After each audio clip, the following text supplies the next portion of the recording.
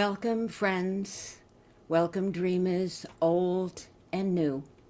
I'm very excited to see each and every one of you here.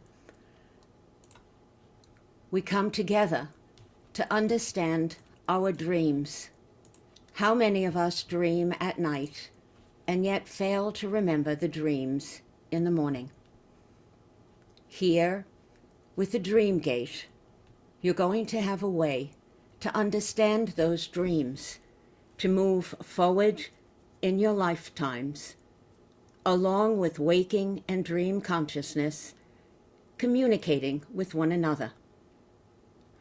I'd like to share with you a few words, part of the beginning of the Dream Gate. Relax where you are and just hear the words run through you. The introduction to the Dream Gate.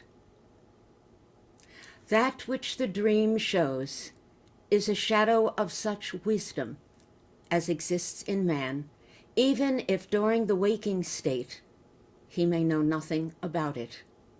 We do not know it because we are fooling away our time with outward and perishing things and are asleep in regard to that which is real within ourselves.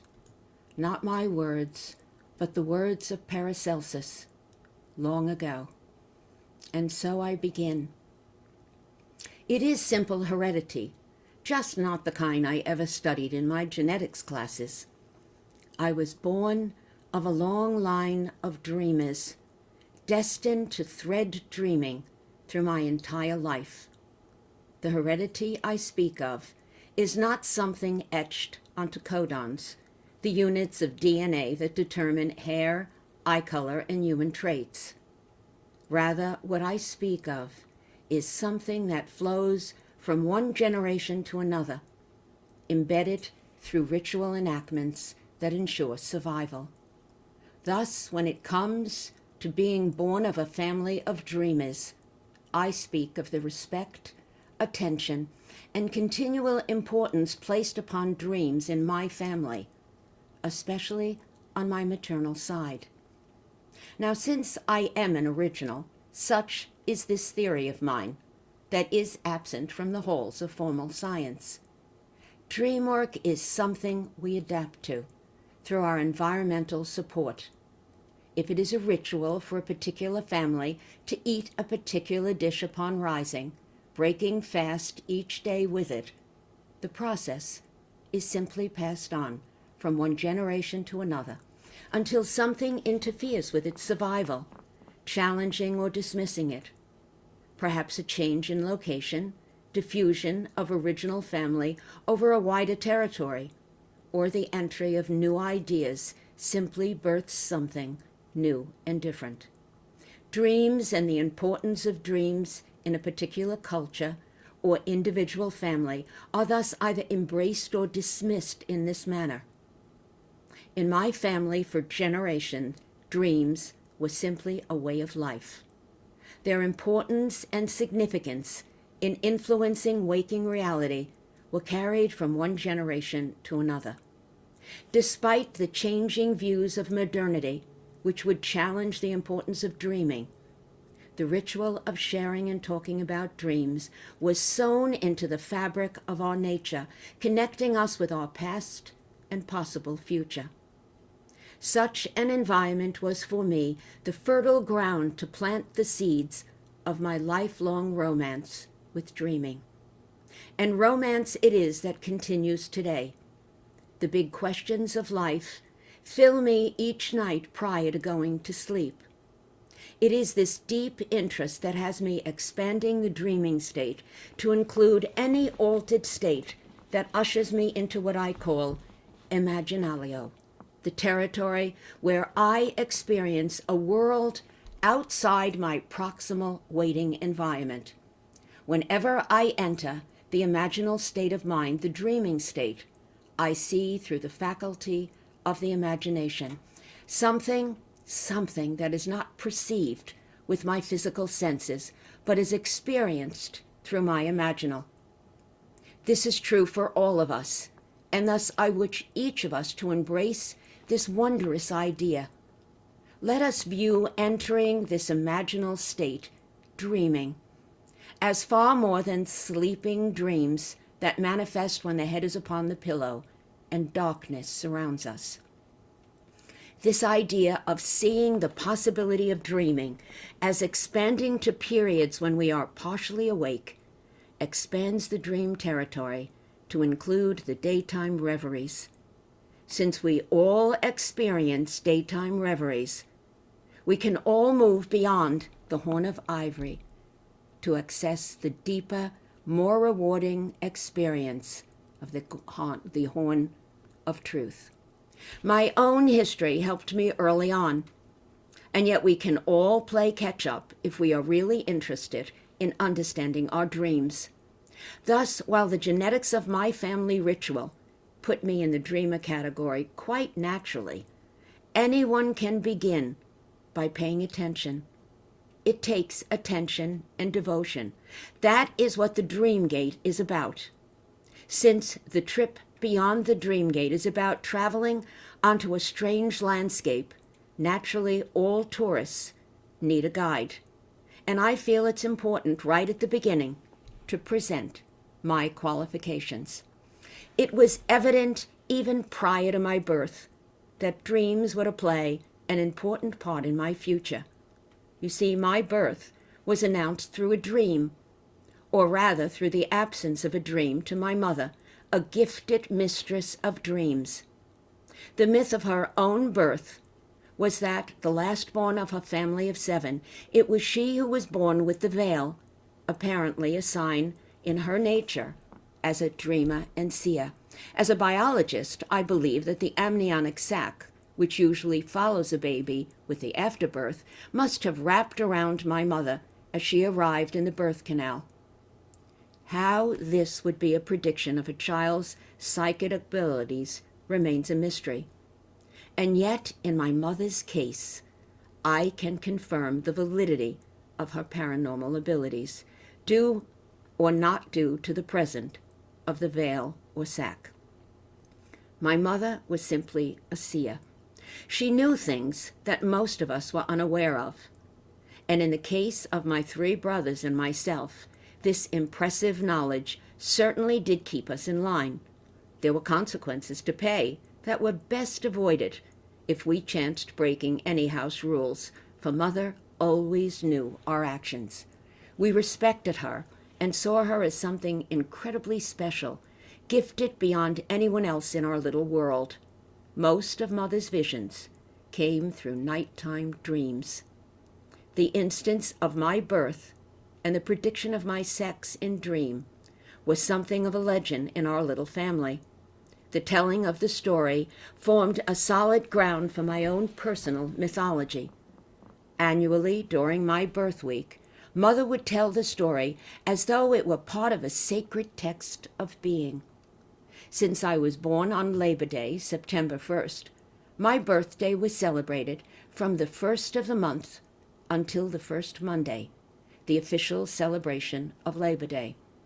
Along with the preparation of a special birthday feast cookie tray came the story of the prediction of my birth. It always began with the years of Mother's pregnancy dream visits in anticipation of each child. During the first trimester of her prior pregnancies, Mother was visited in dream by a tailor who quietly sat sewing a new pair of pants. Mother, a gifted dress designer, interpreted his actions as predicting the male sex of the child. She took up her own needle and fashioned heirloom christening gowns for her future sons.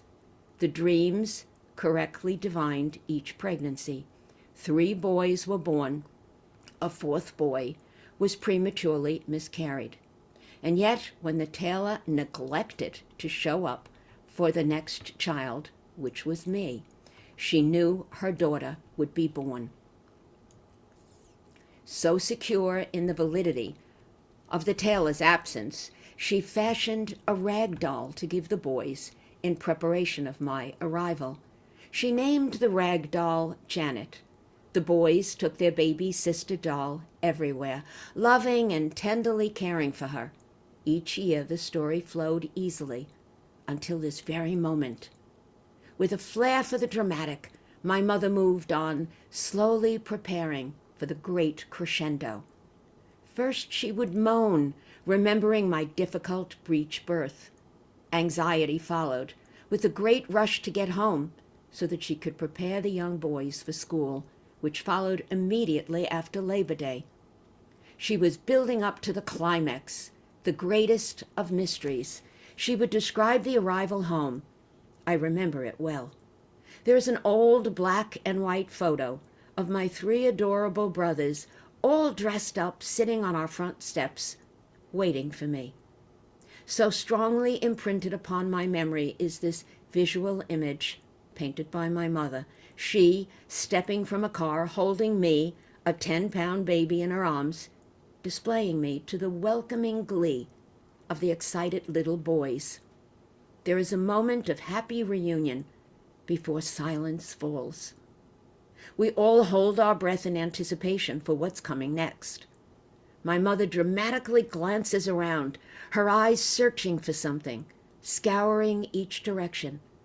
She then explains she was seeking my rag doll surrogate. Silence greets her questions. Janet, the rag doll, a true family member, is missing from this family reunion. She asked the boys for Janet, suggesting that they properly present her to their new baby sister. No one responds. The boys scurry into the house. The search was on. Yet no one could find that rag doll.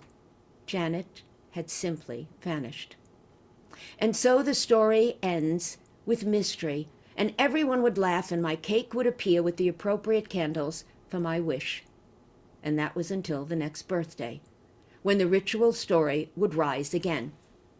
I do not remember how old I was when I solved this mystery, possibly around 4 years of age. Yet solve it I did, with an unshakable attitude. How could they not see what had happened?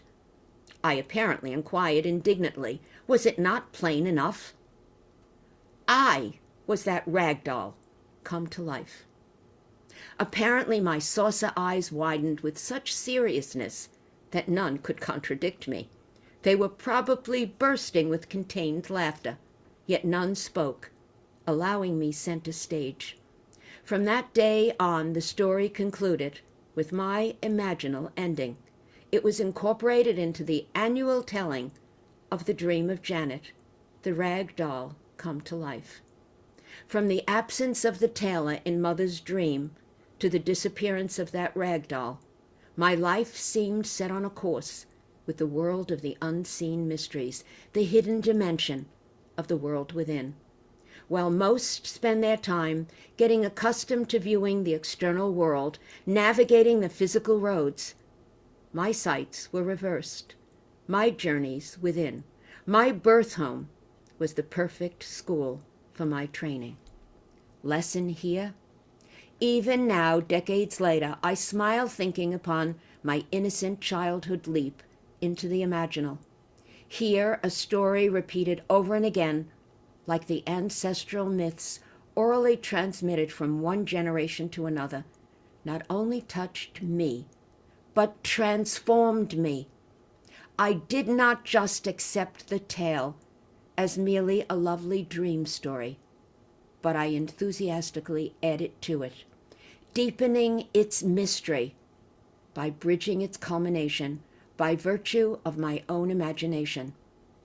From that mystery of the tailor who announced by his silence and absence the coming of my female self, to the doll created upon the dream message, the dreaming tale birthed my creation story, my birth from mystery and void. It holds a bit of the philosophical here, for while my physical self, that 10-pound flesh of baby, was born of the flesh of egg and sperm, something in my beginning lay far beyond that. It is no wonder that dreams would continue to weave the space in between for me, since I considered myself one who seamlessly dwelled in two worlds, both important. Some might look at this as an overactive imagination of a young child, yet that imagination has widened the scope of my reach, eagerly sending me to investigate and to study more deeply the imaginal experiences that continue to enrich my life. Here and now, I welcome you to the Dream Gate. I welcome you to the sum of the experiential knowledge that I gained in the many years of my life. And I'd like to share with you a little bit more. I'd like to share the ritual prayer honoring the dream reality, which is also within the Dream Gate. From the hidden depths, from the great hall of eternity, voice of dream, your presence awakens me to truth. Your companionship empowers me to endure the passing suffering of the physical.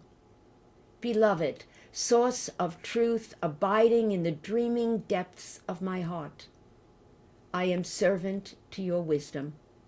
I am child of eternity. May all my days begin and end with the wisdom of dream guiding the hand of waking. May the word be made flesh, as the below is honored in the above, shining light upon all the dark corners of my being. Voice of dream, you are spouse of my soul. The Dream Gate. And so here and now, I welcome each and every one of you as together we explore this space, we explore what was just released and beautifully released by Schiffer Publishing Company, that I owe my gratitude for the beauty of the presentation of this Bible, of the journey to understand dreams. We look upon the cover, the beautiful cover, which has a cover jacket on it. There is the image of a bird rising with a key. But we only see the bird with the key. Do we not wonder what lay behind it? What is under it? The beauty of the sky that is endless, that is without boundaries, like the dream, and yet all is covered, like the manifest dreams that arise each night.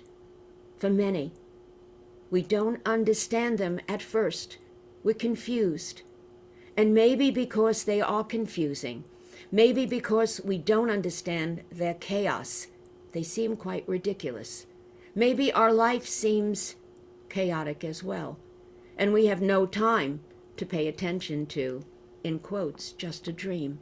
And yet do we realize that consciousness consists of two halves, waking and dream consciousness.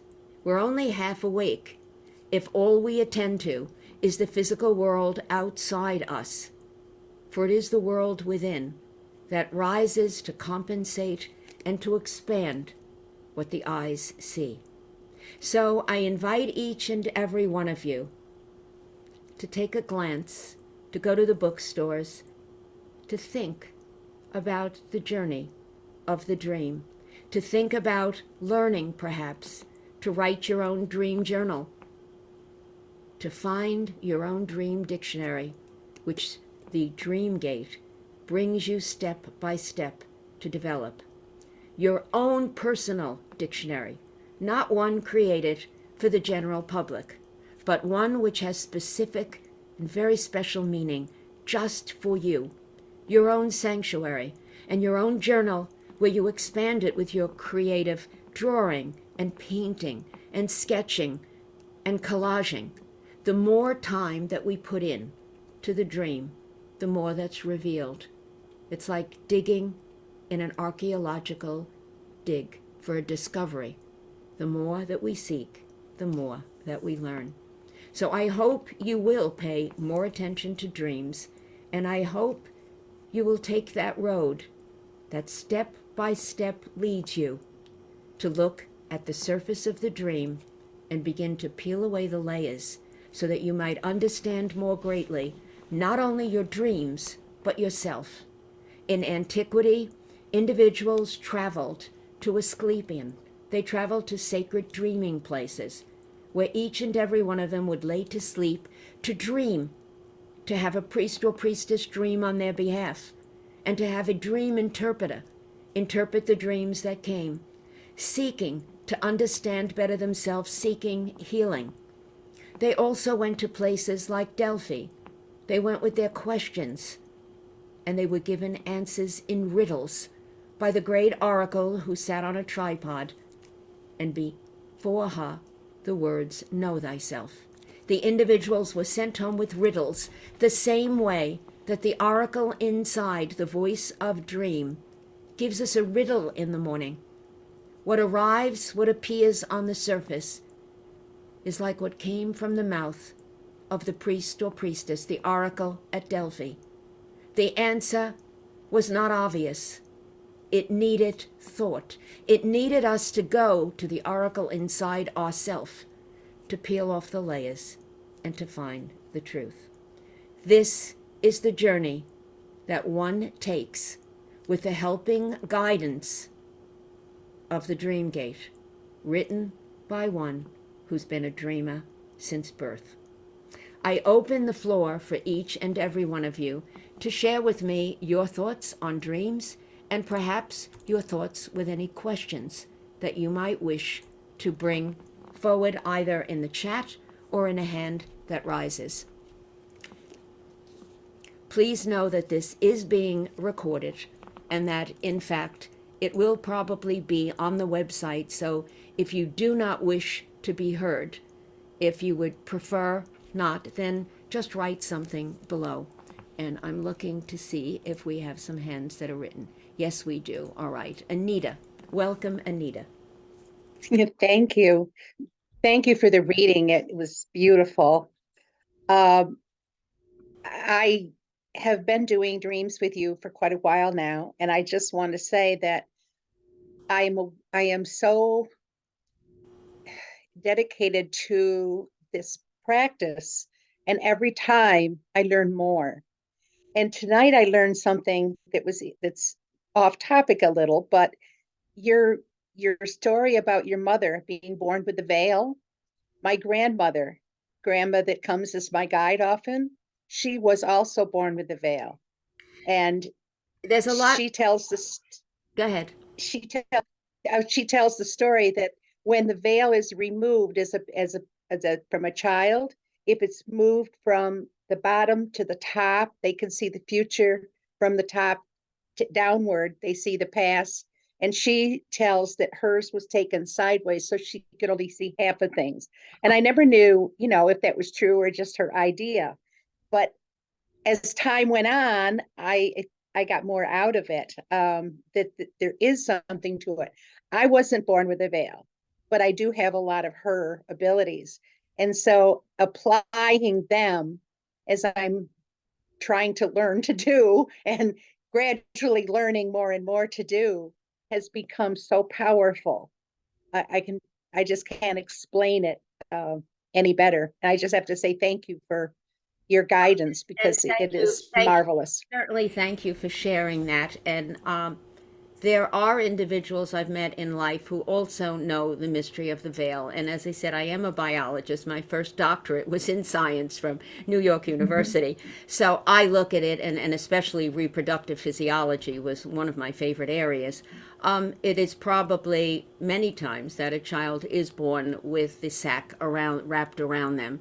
And I can imagine that the midwives in the past, where your grandmother probably was born with the help of a midwife, and so was my mother, that this was always considered special. And whether it was or wasn't, I have no scientific proof of, but I was born certainly in a house where my mother was extremely psychic. Her abilities were beyond just amazing. But it was a place that nurtured dream. And I think that's what I'm so very grateful for. I was born with the dream. I moved with the dream, and I have journals that are thousands of pages for decades. I was just brought into that special world. And I was also brought into the world of not knowing what I was doing, but going into my small little closet and telling my mother that I was going somewhere. So I just seemed to intuitively know how to shamanically journey, which I didn't realize, of course, until I was an adult. But this pours over into the dream gate. The little girl who got into the closet and knew and slid under the bed when that small toy closet was too small for me. I knew that somehow I had to show that I was going somewhere else. I wasn't looking and attending to the waking world. And the visits were extraordinary. And some of the places that those waking dream visits, which is what a shamanic journey is, and those of you who have tuned in and perhaps have not been with me through the many months and years, as Anita has, of the dream work, on Friday nights with dream chats and on Tuesday nights with the ancestral healing, we enter into a waking lucid dream. And where most psychologists will look at a lucid dream is that which happens at night when the body is physically asleep, when an individual in consciousness realizes that they are on a dreamscape, they are dreaming, but that their physical body is sleeping. And that's usually how people will interpret a lucid dream. But I've extended it to say that when you're shamanically journeying, that little girl I was who went into a closet, closed the door, and then went places and saw things and met people, and decades later found that some of those places were real. Some of those landscapes that I was seeing were real place. Now again, someone might call that at a distance viewing, remote viewing, even out-of-body experiences, because you're seeing yourself somewhere else, and sometimes you are seen in those other places. I call it expanded consciousness. I'm not out of my body. My consciousness has expanded. When my consciousness is out of my body, I'm resting in peace, or hopefully walking joyfully beyond the final gate of life into the great afterlife. So the waking lucid dream for me is when we are aware. I'm aware that I was in that closet. I'm aware that I'm sitting in front of my computers. Each and every one who comes to walk on that waking lucid dream during our work together, the ancestral work, the dream chat work, they're aware of their waking body and their waking position, but they aren't asleep, but their attention is focused inwardly.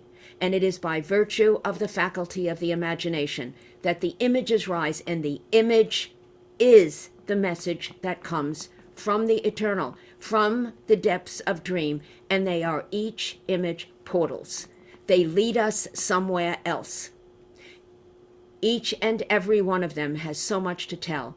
What you first see and what you uncover is the same as an archaeologist with a dig. The sand on the top only shows the surface, and as they dig, they see more and more of the truth. The Dream Gate book is meant to help people to do that, and especially to help those who don't remember their dreams at night. A waking lucid dream will show you the same consciousness that rises during the dream.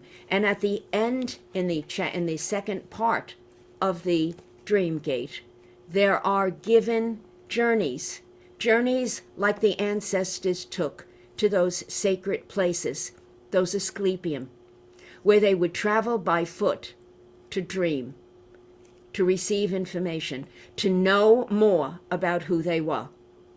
The guidance is here. The journeys are written here, so that even someone who is a novice, who's never done it before, can move through them. The first half of the book works toward each dream. I give you examples of my own, showing how what rises at the surface can have an initial meaning, and then it can have a meaning that perhaps everyone sees. And then there's something personal that pops in that's different for each person. And then I teach you to write them down, to record them, not only in a journal, which becomes your very sacred sanctuary, but in that place of a dream dictionary, which will grow along with you with life. And then, of course, there are these prayers, giving the intention. When we have the intention, we move forward and have the dream. I've had people come to me for private dream analysis and dream therapy. And we begin with individuals who have never dreamed before. They make up a dream in the morning. They write down that they want to dream at night. And in the end, they eventually come to me and say, I don't have a made-up dream this time. But by intention, they had a real dream that they could deal with, a nighttime dream. The waking lucid dreams, the method is here as well. So I thank you, Anita, certainly for sharing your background. Does anyone else wish to say something or perhaps have questions about what they might find within the Dreamgate? It was just released this week, so this is all very new, but it is very old with the information. It's taken me a lifetime to put together so that what I have seen will hopefully be able to help each and every one of you. So I'd welcome you to share a little bit about perhaps the possibility of what dreams mean in your life. And I think we have a very shy audience. So at this point, we came to see the Dreamgate. We came to hear about it. I wish each and every one of you dreams. Dreams to bring you forward in your life. Dreams to help you to work through the puzzles of the waking life. And dreams to enchant you, as my dreams in the past have enchanted me and moved me forward in life. Dreams that are places where each and every one of you can meet an ancestor, someone perhaps that you've loved and they've passed away, that appears in a dream, because dreams are the place of communication. And I see Karen has her hand up. So Karen, welcome. Hi, hello. Thank you for taking my message here. I was wondering about, you mentioned 2 classes or 2 meetings that you host. One is about lucid dreaming, and the other one is, and I've forgotten what it was. Okay, on Tuesdays, I offer ancestral healing via the waking lucid dream. And this is ongoing, and everyone is welcome to come. You don't need to have a history of dreaming. You just join in. But that's Tuesday nights on the East Coast in the United States. We begin at 6 o'clock, and it usually goes on for an hour and a half, sometimes 2 hours. And on Friday nights, there are also opportunities to come in dream chats, which morph and move through certainly the year. What I do is a waking dream. I bring each one into that lucid state where you know that you're in the waking reality, but in fact, your mind is somewhere else. So that's Friday nights, and it's at 6 o'clock, and again here in the United States on the East Coast. And everything is written on my website, janetpitolato.net. And a lot of the invitations are on Eventbrite. So you can always look in either place to find it. There's lots of information on it, and I would welcome you aboard. Dreams, as I said, are my life. I can't imagine a life without dreaming. It would be a life that I'd only be half conscious. I'd only be half awake, because my eyes that see the external world only help me to navigate through that external world. But where did I come from? Who am I?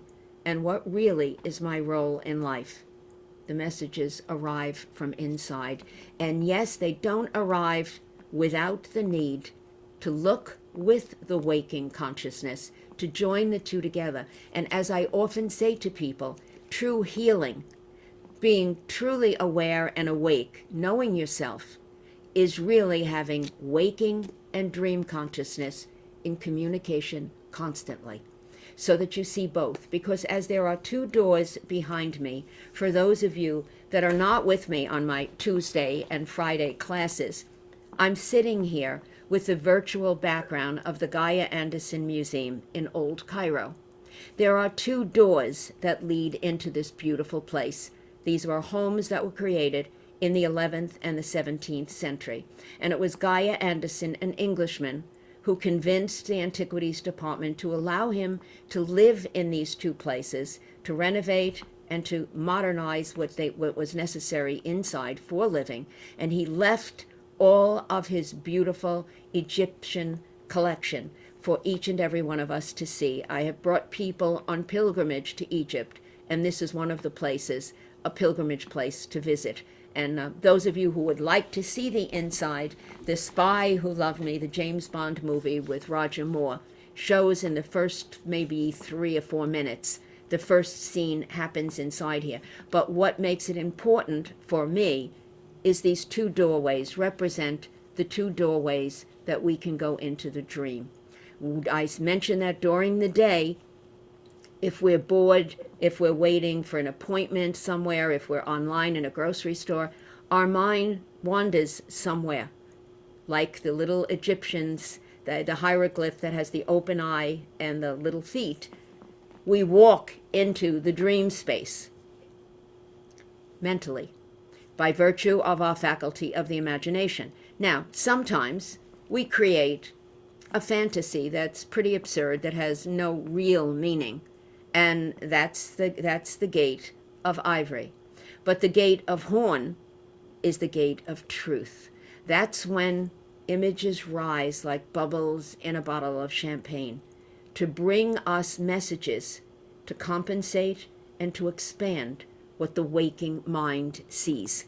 So I love this because it reminds me that not everything on the dreamscape is going to be pure gold. Not everything is going to be a treasure. Sometimes we're just going to be like Walter Mitty. We're just the gentleman who, bored with life, finds himself driving, jets in the sky, and he's the surgeon in a hospital, and meanwhile he does nothing to become either. But he passes his time pleasantly. And we all do that. And that's fine for helping us maybe to overcome some stress. But in fact, we have wisdom that rises, and the idea of the gate of horn and the gate of ivory comes from Homer and the Odyssey, for those of you who wish to go back historically. So I sit here all the time, remembering my beloved Egypt for sure, and the beauty that lies within, and the two homes are joined by a bridge, just like consciousness, joined by a bridge. But unfortunately, so many just don't pay attention to the inner world. They ignore it. We need to have both put together. So Karen, join us on a Tuesday or on a Friday. It's 6 o'clock here on the East Coast in the United States, and it's all available on janetpitalato.net. So you can easily hook in there. I think if my tech is here, perhaps you could put some connections in for us in the chat, Gail. That would be a help. Do we have any other questions or anything that somebody would like to add about their own dreams and perhaps the importance of dreams in their life? Each and every one of us has a dream life, and although we don't always remember it, we really should pay attention. I give you hints in the dream gate about putting a book next to the bed, writing your intention down. I even mention using the tarot cards. My mystical dream tarot cards have images on every card, making it very easy. Randomly take 2 cards, or open a magazine, 2 different images. Look at those images before you go to bed. Bring to mind something that you would like to look at, a puzzle that you would like to solve, someone that you would like to meet that's passed away perhaps. Become very emotional about it. Put the book down, go to sleep. When you wake in the morning, put your alarm clock on to wake you with chimes, maybe about an hour before you need to get up. And then very quietly, very gently, allow yourself to wake and ask yourself the question, where did I go? Remember the Egyptian hieroglyph for dream. It is a place with an open eye and feet. We're going somewhere. Where did you go? Who did you meet? Were there any props? Anything special about the landscape? And in the end, what was the action? What was the resolution or the lack of one? And if you don't remember, follow my advice. Make up a dream each morning. I went somewhere. I saw someone. I did something. And in the end, this is what happened. And your intention and your devotion to looking for that dream will help you. And the dream gate will give you the steps, like herns along a road, like signs. They will help you to see the direction. And remember, the sign in waking reality leads us all to the same place, if we can follow that sign in the correct road. But the signs in dream, they're unique because they're symbolic.